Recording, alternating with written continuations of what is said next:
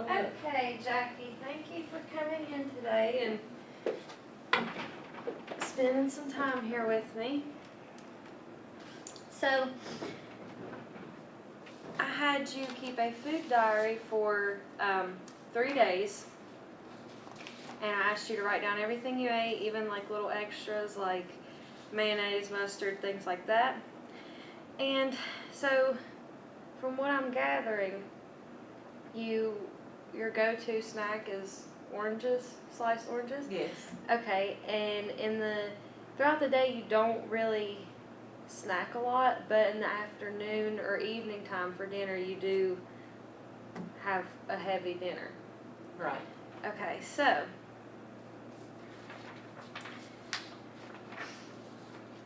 based on these 3 days that you recorded what you ate, I made up a dietary analysis for you, which is basically just it tells you on each day how much of each food group you had to eat. So milk, protein, vegetables, fruits, and grains.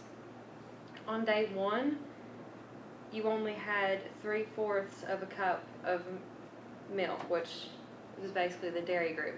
You're supposed to have 1 1/3 cup. I'm sorry. You're supposed to have 3 cups of milk a day. You only had 3/4 on day 1. On day 2, you only had 1 1/4 cup, and on day 2, you only had 2 cups. So your average for the 3 days was 1 1/3 cups. Wow. So you're really low in that area. And for protein, you're supposed to have 5.5 ounces a day.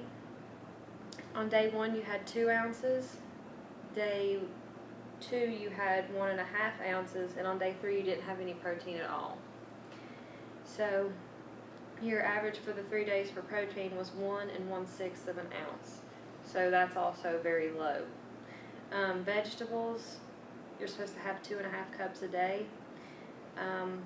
Day 1, you had 1/4 of a cup. Day 2, you had 1 cup, and day 3, you had 3/4. So the average for the 3 days was 2/3. So that's also low. Wow. Yeah, people don't really realize how little nutrients they get throughout the day. For fruits, you're supposed to have 2 cups a day. Day 1, you had 1.5 cup. You actually had 1.5 cups of fruit throughout 3 days, every day, and that's because of the orange slices that you were eating. Right. So you had, your average was 1.5 cups, so you almost had an adequate amount of fruit. Now for your grains, you're supposed to have 6 ounces a day. Day 1, you had 3.5. Day 2, you had 11 ounces. And day 3, you had 1.5 ounces. Now on day 2, I think the reason you had so much was because for breakfast you had biscuits, and for dinner you had garlic bread, spaghetti noodles. Yeah, that makes So- sense. Yeah. Okay. So as you can see, your intake for all these food groups is very low. And from the talk we had before this project, you told me that you have about a moderate activity level. Right. And so I based you on a 2,000 calorie a day diet for that. And I made up a new menu for you. It's like kind of like a goal menu. That way you'll know what to eat to get your full adequate servings of each food group. Is this for a long period of time or just? This is just for 1 day. And you can change this to suit your normal eating patterns, which we discussed your normal eating patterns before this, and so I tried to keep it as close to those as possible, because if you stray too far away from your normal eating patterns, it's harder to stay on that goal diet. So at 9 a.m. you wake up about 8 a.m. to get your day started. So anywhere from 8 to 9 a.m. you should have maybe 2 or 3 scrambled eggs with a piece of whole grain toast, and you should have water or milk with that. If you want a mid-morning snack around 11 a.m., you could have your sliced oranges with water. And for lunch, we'd want you to have grilled chicken because you need more protein, because based on this, you were barely getting any at all. And rice with 1 cup of fruit and water. And then at 4 p.m. for an afternoon snack, you could have a banana with water. And then for your dinner, you could have steak with rice, steamed vegetables, and fat-free yogurt, so that you're getting that dairy and that protein, which is the one you like the most. And I know you said that in the evening time you like to have the orange slices, so you could have that as an evening snack, but you'd want to drink that with water. And I'll explain here in a little bit why the water is so important to drink with all these foods. So that would take you up to 4 servings of fruit a day, 2 servings of vegetables, 3 servings of grains, 3 servings of protein, and 2 of milk. So that's a lot better than what you had before. Right. Okay, now I want to explain to you why I made this new menu for you. A lot of the foods you were eating can cause cavities.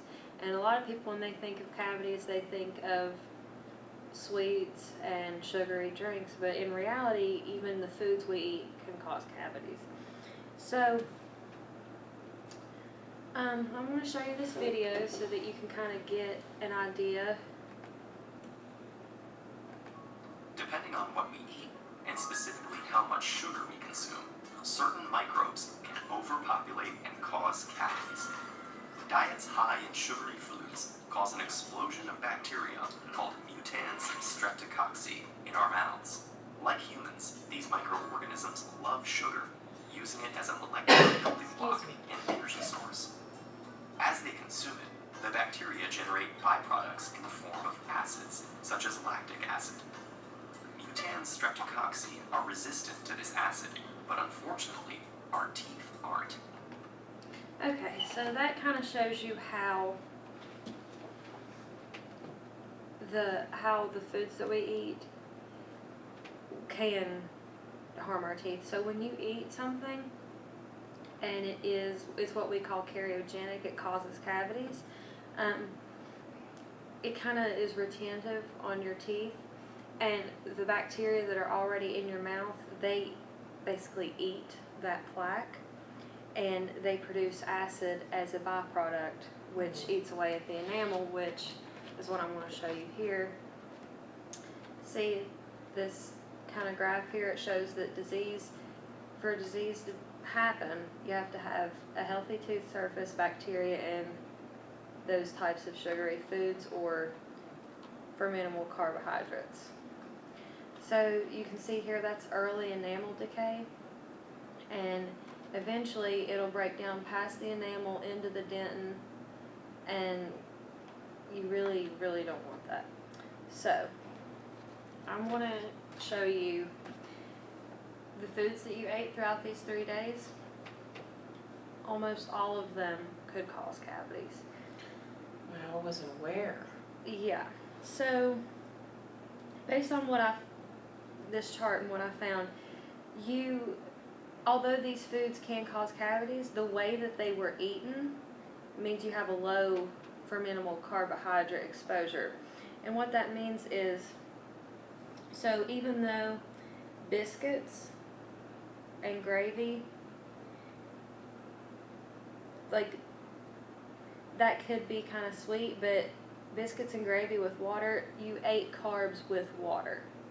So the biscuits and gravy were a fermentable carb, which means that they can start that cavities process, but since you ate them and then drank water, the water cleanses all that away. So that's why in your ideal food that you would have throughout the day in that menu I made you, that's why there was so much water. Oh, okay. And your oranges, they can cause cavities because they're acidic. Oh, I had no idea. Yes. And now the eggs, although they are a fermentable carbohydrate, they are not cariogenic, aka cavity causing, because they are protein. And the protein in the eggs contributes to the buffering effect of the saliva, which basically means it's harder for the bacteria in the mouth to consume the plaque from this. So, and then with the pizza and soda, a lot of times people would think that the soda would be instantly cavity causing, but really, since you had them together, the carbs in the pizza and in the soda, they're neutralized by the fat and the protein in the other ingredients of the pizza.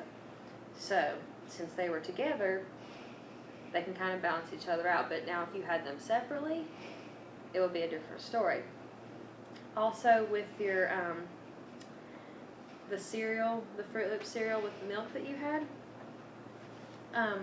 that can cause cavities because the sugar in the cereal is easily metabolized by those bacteria. So really, you can see a lot of the foods that you were eating and the way that you ate them could be considered cavity causing, but the certain way that you ate them together and how you had water with some of them kind of helps you out a little bit. So, and plus, based on your dental chart, I found that you do have some root exposure, which makes it easier to get cavities. It's quicker to get cavities there than on the upper portion of the tooth. So, from here on out, we want to try to limit the soft drinks unless it's special occasion or with dinner, and you want to make sure you're drinking the soda with things like protein type of foods or fat foods, like bacon or something like that. And then with the oranges, if you are going to eat those, you definitely want to drink water with those.